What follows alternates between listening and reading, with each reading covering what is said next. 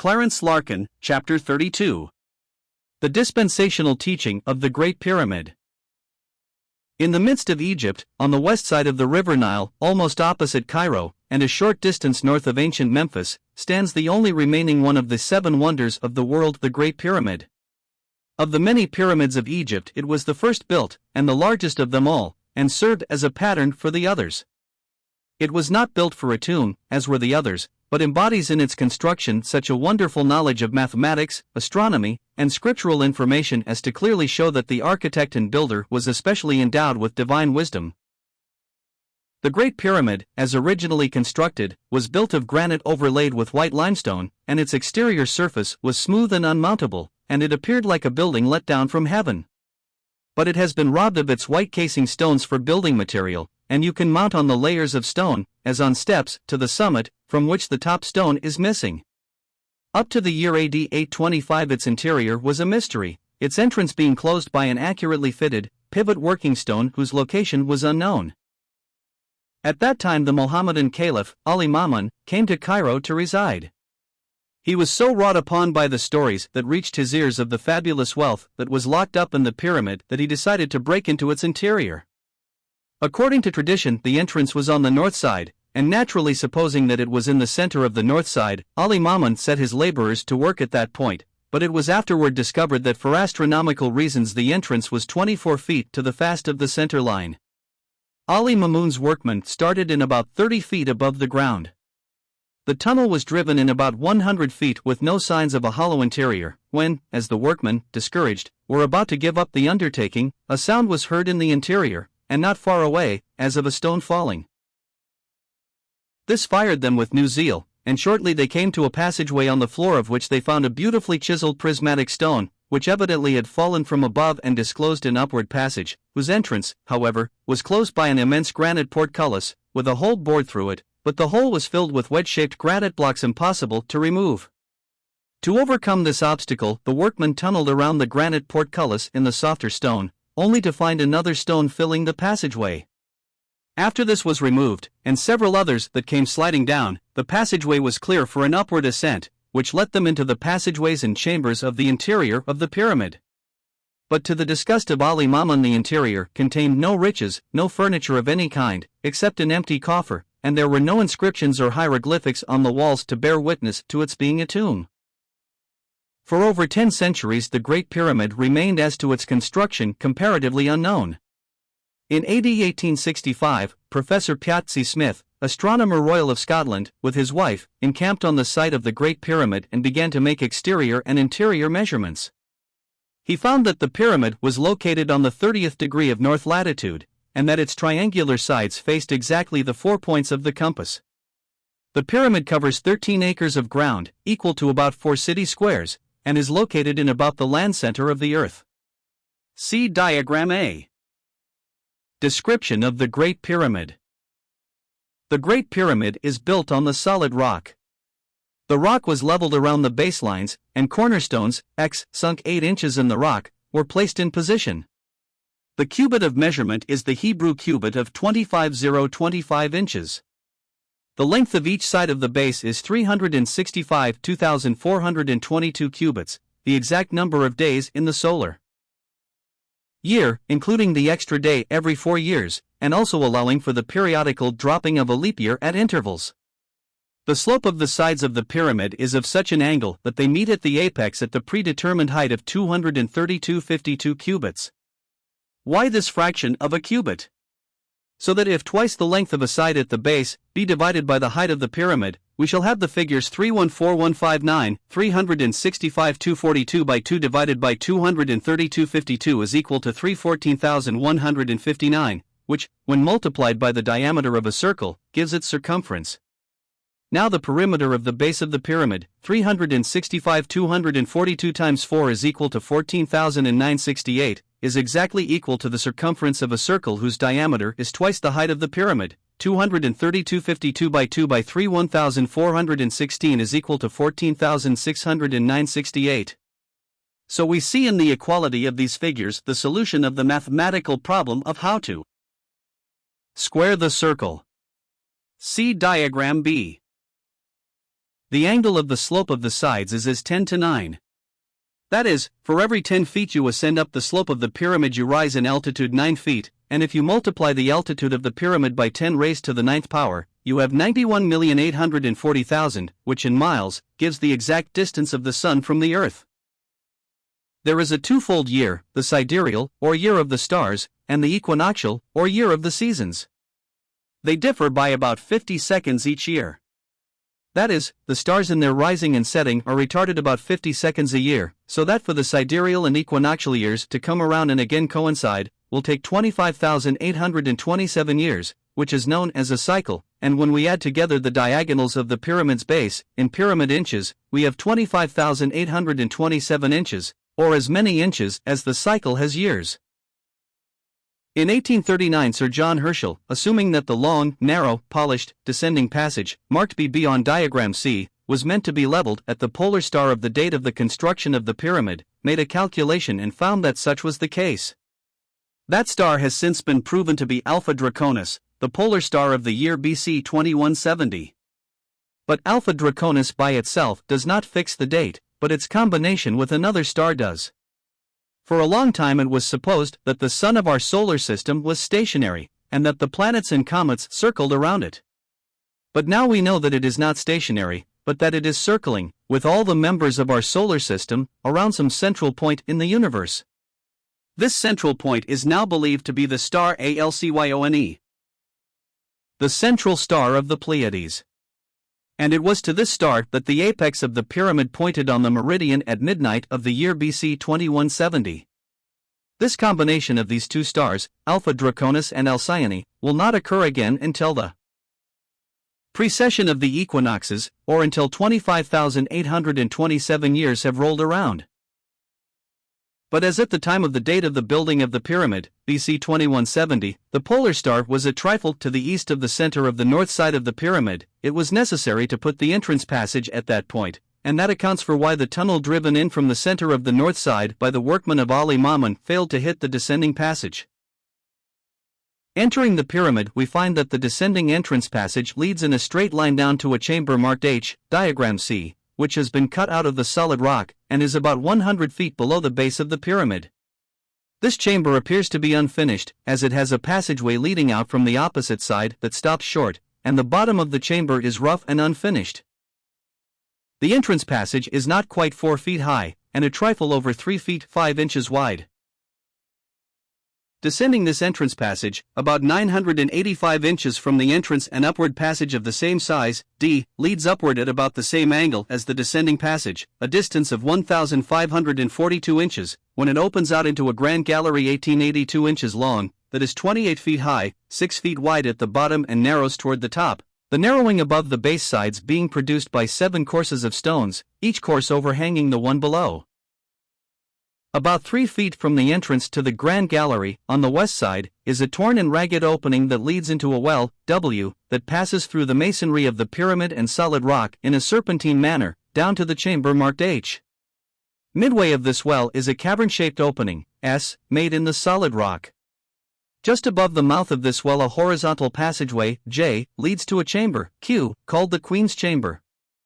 This chamber is 205 inches wide, 226 inches long, and has a triangular-shaped ceiling, and a vertical line let fall from the apex of the pyramid passes through its center. At the top of the sloping floor of the Grand Gallery there is a vertical step, E, 3 feet high, the top of which leads to a low passageway, T, that opens into an antechamber, M, from which, by another low passageway, P, entrance is had into a large chamber, K, twice the size of the Queen's Chamber.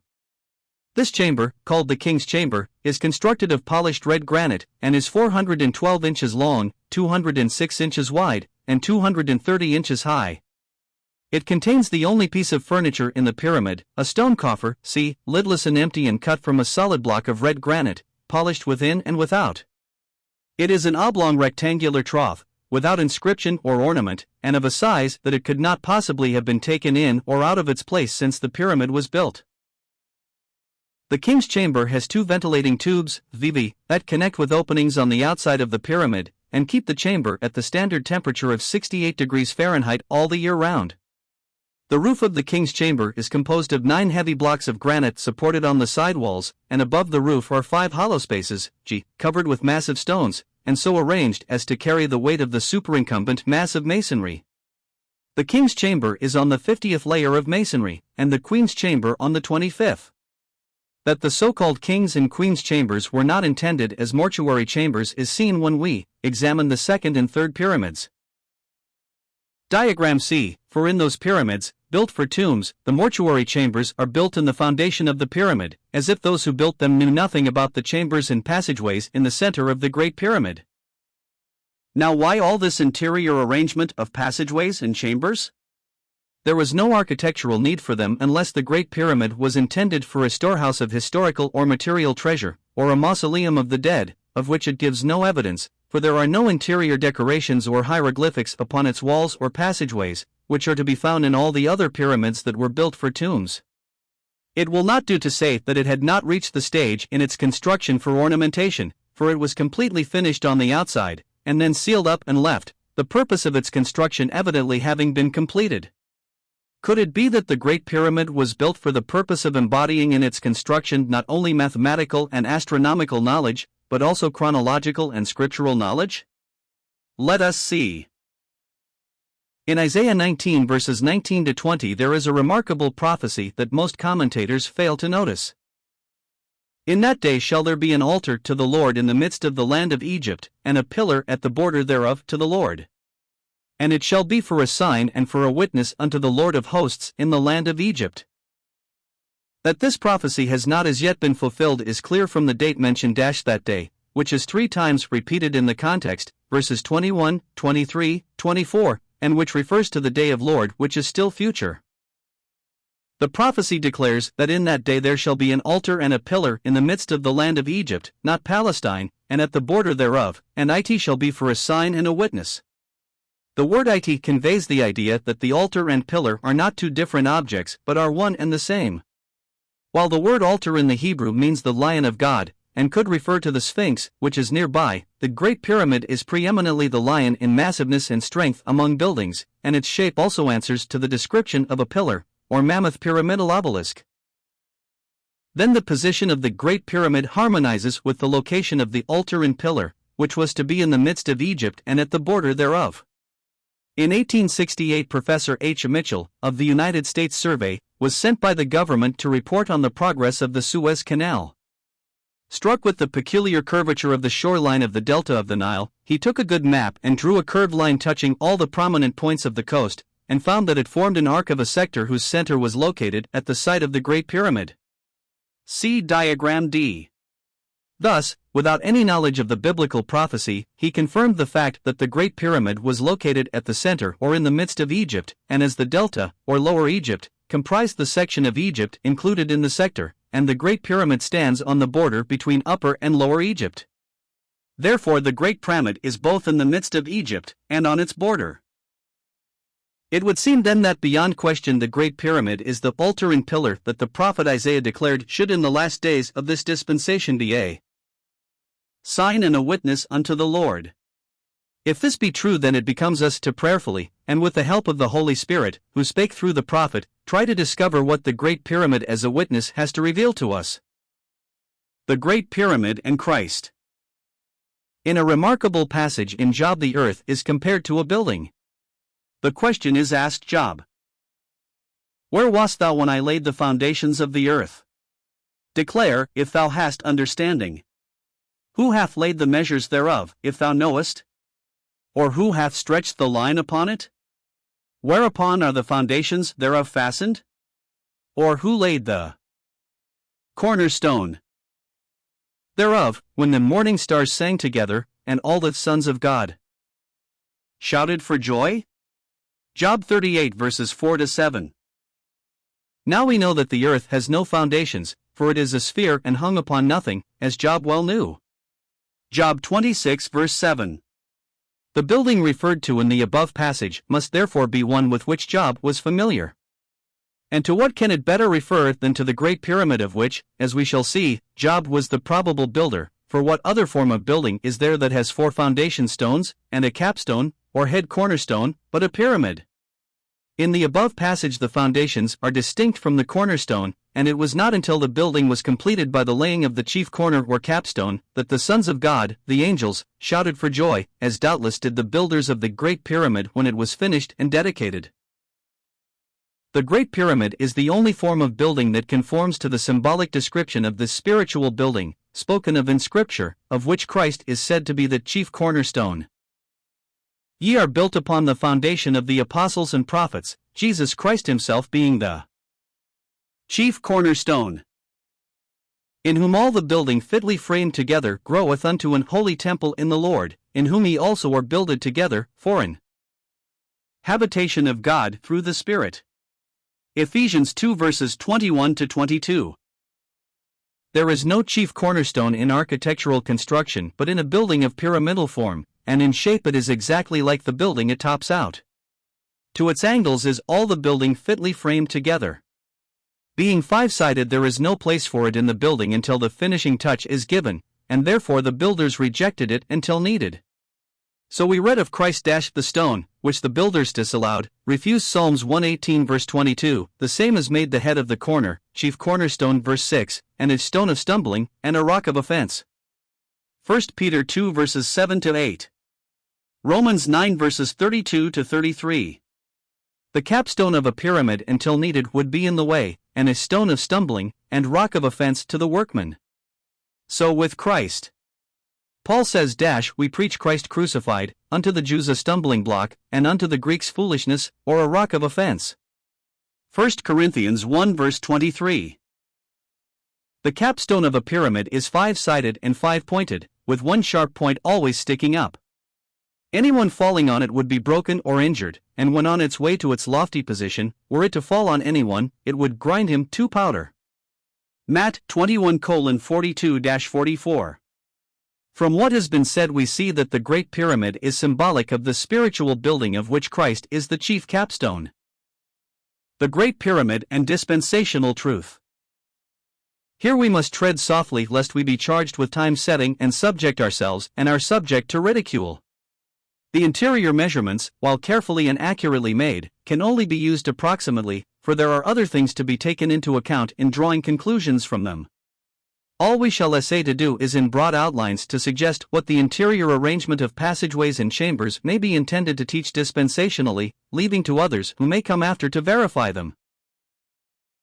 As the polished descending passageway, BB, pointed in BC 2170, the date of the building of the pyramid, to Alpha Draconis, the chief star in the constellation of the dragon or great serpent, we see that the pyramid reveals the existence of the devil, and as the passageway continues downward to an unfinished chamber, H, which may be intended to represent hell, we see that mankind, marching down that passage, would be under the sign and dominion of the dragon with hell as their destination.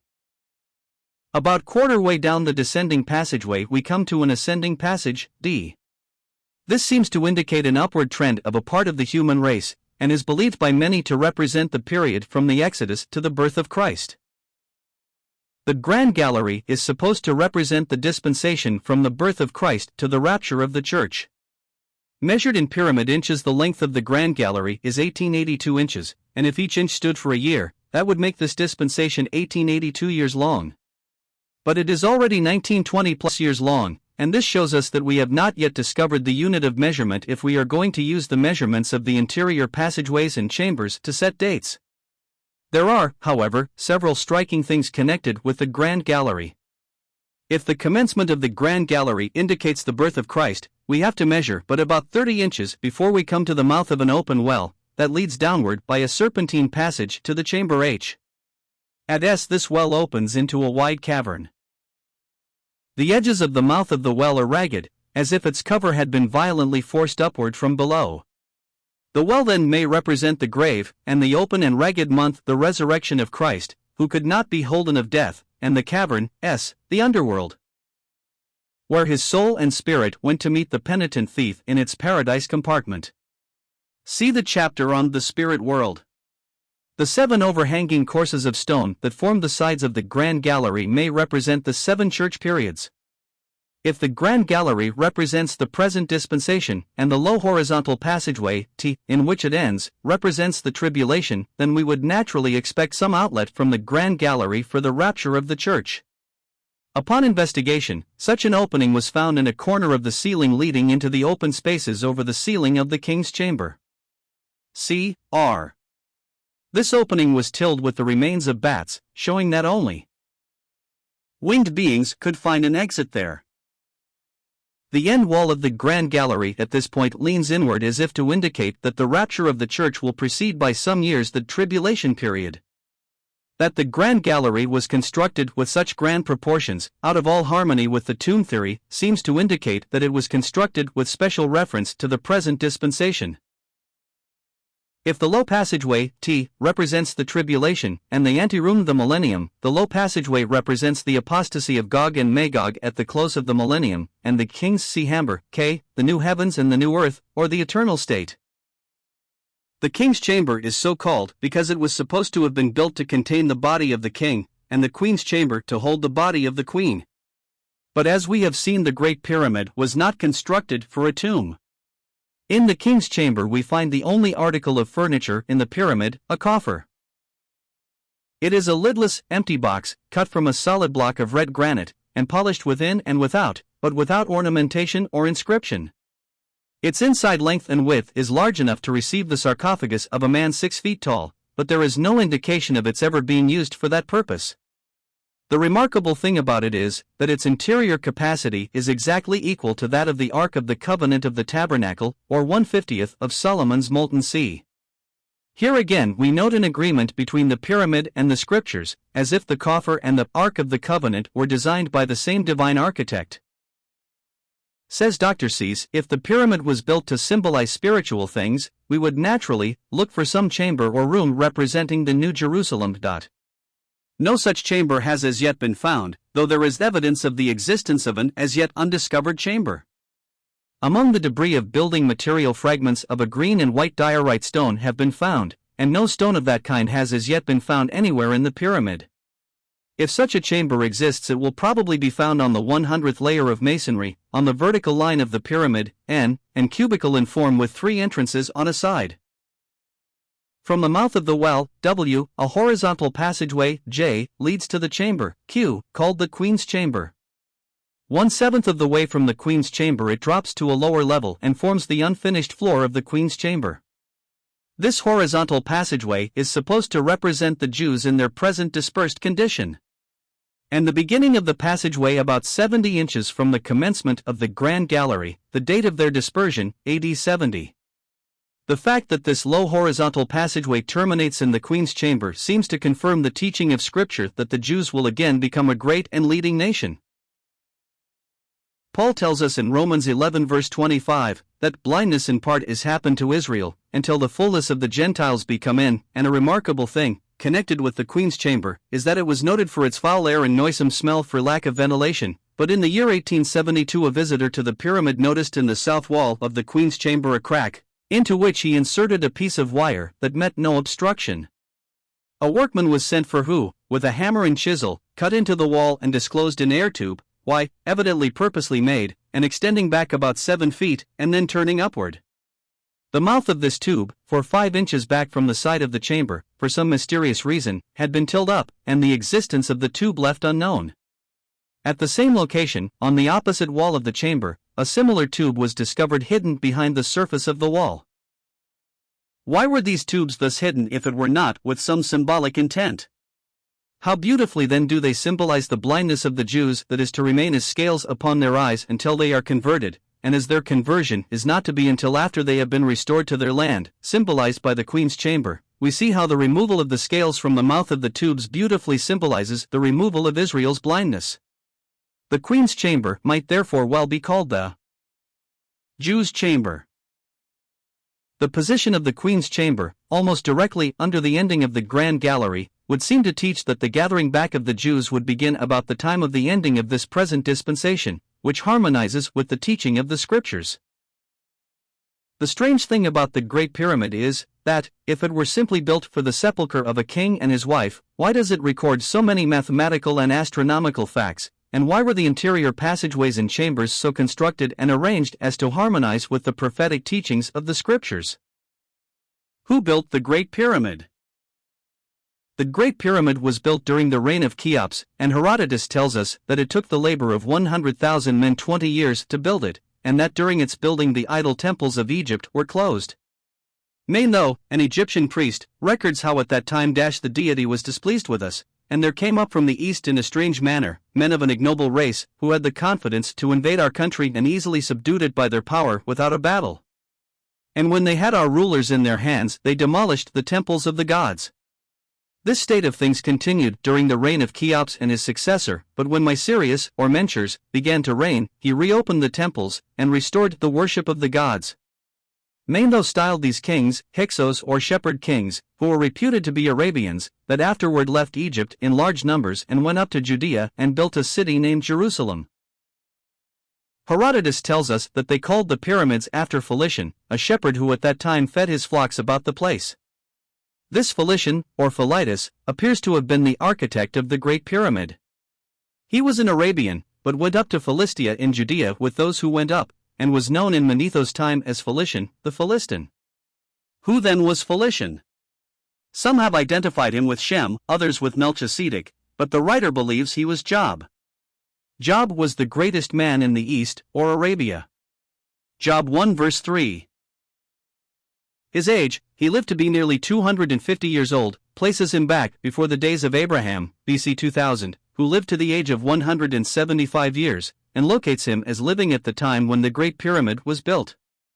And in the 38th chapter of Job, the Almighty speaks to Job as if he was the identical person who built the Great Pyramid, laying its foundations, and placing its capstone in position, while the people shouted for joy.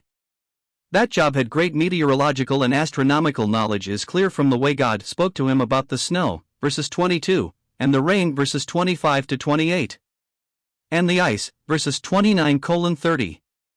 And the heavenly bodies, verses 31 to 32, and the weather probabilities, verses 33 to 34, and electricity, verses 35, and there can be no question but what God would impart to such a man as Job, who was so God-fearing and spiritual, that he was both a prince and a priest, all the scriptural and prophetical knowledge that is embodied in the arrangement of the passageways and chambers of the Great Pyramid.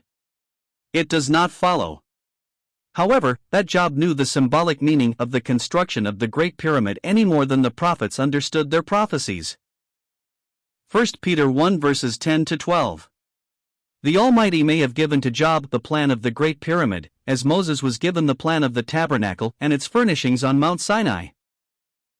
There is no question but what the people of Job's day were well versed in the mechanic arts. It was not long after the flood, and the skill of the artisans of Noah's day and of the Babel builders had not been lost. This is evident from the temples and palaces of Egypt that were built in those days. But the Great Pyramid was unlike any of them. It was a new kind of architecture, the first of its kind, and such as the world had never seen before. The plainness of its outlines, and the slope and smoothness of its sides, and the absence of all ornamentation, was a striking contrast to the Egyptian style of architecture. Whence came it? It must have come from some source not Egyptian. Why? Because there was a purpose in its building. It was built to record mathematical, astronomical, and scriptural knowledge that should bear witness to the inspiration of the Scriptures in these last days. That accounts for its peculiar architectural shape and the character of its inferior construction. To that end it was sealed up that in the closing days of this dispensation it might disclose its message to an unbelieving world.